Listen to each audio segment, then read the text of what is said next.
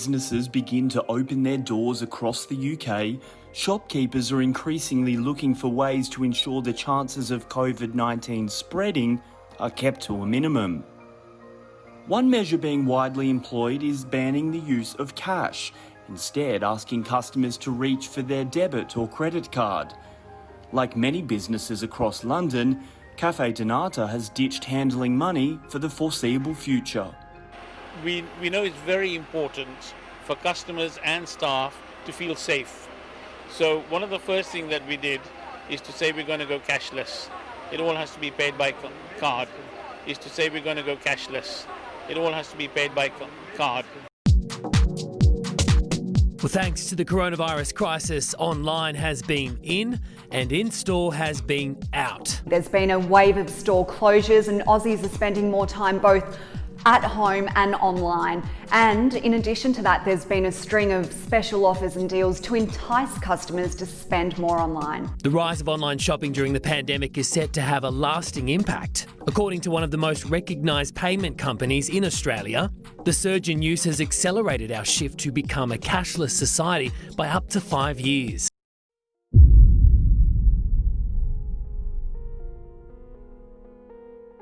You see this trend continuing. We won't be using cash. We'll be using less and less. Economics professor Ken Rogoff was willing to talk about the problems with cash.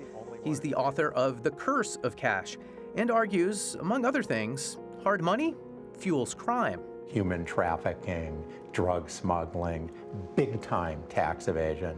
It would be better, he thinks, if we were more like Sweden. It would be better, he thinks, if we were more like Sweden, where cash has nearly been phased out. And the U.S. will get there too, Rogoff says, in another 5 or 10 years. There's no question that cash, is in its last era. Electronic payments are being favored by consumers. Forget the businesses. We're on the Harvard campus here. If you talk to my undergraduates, they'll say, well, what do we need cash for unless we're buying marijuana? That's pretty funny.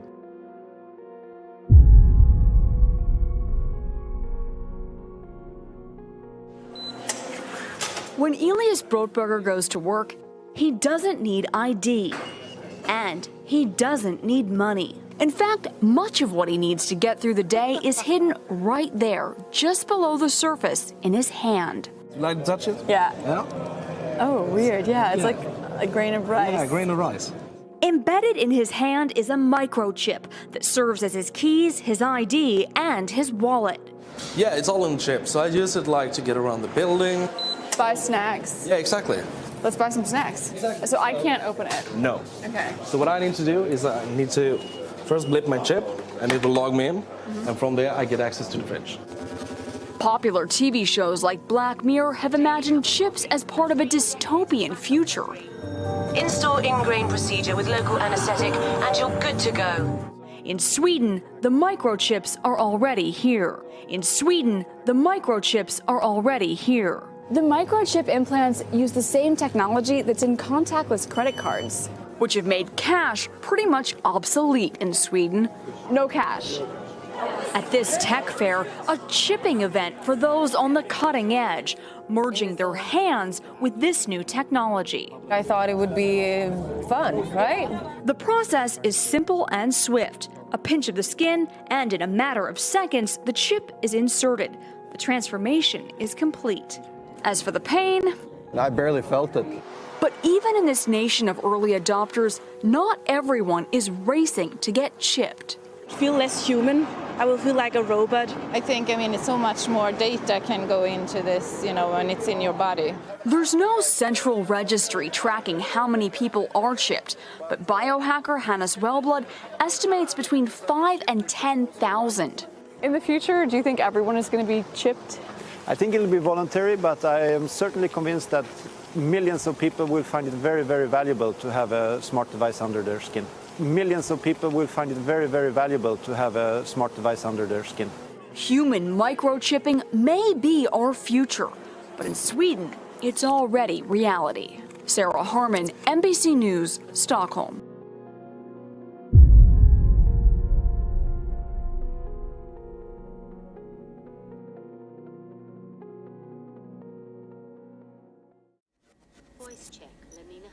Unfortunately, Simon Phoenix was not coded. While you were sleeping, everyone in the city was installed code. It was a brilliant idea by Dr. Cocteau that an organically bioengineered microchip be sewn into the skin. Sensors all over the city can zero in on anyone at any time. I can't even conceive a visual of what you police officers did before it was developed. We work for a living. This fascist crap makes me want to puke. What do you think you're scratching, caveman? You really think we'd let you go without control? Your code was implanted the second you thawed. Why didn't you just shove a leash up my ass? Meat eater.